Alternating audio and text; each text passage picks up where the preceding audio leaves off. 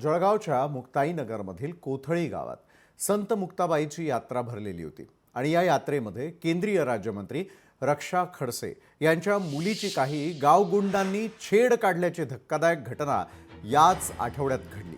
मुलीची आणि तिच्या मैत्रिणींची छेडछाड करणाऱ्या तरुणांना अटक न झाल्यानं रक्षा खडसे आक्रमक झालेल्या होत्या।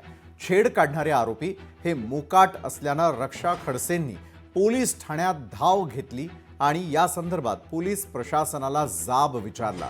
त्यानंतर मुक्ताईनगर पोलिसांनी अल्पवयीन मुलीच्या फिर्यादीवरून गुन्ह्याची नोंद करून घेतली। या प्रकरणी 7 जणांवर गुन्हा दाखल करण्यात आला होता।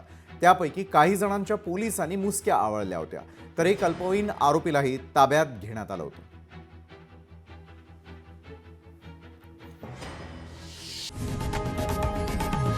लोकशाही मराठी ऐका, पहा, जागरूक रहा।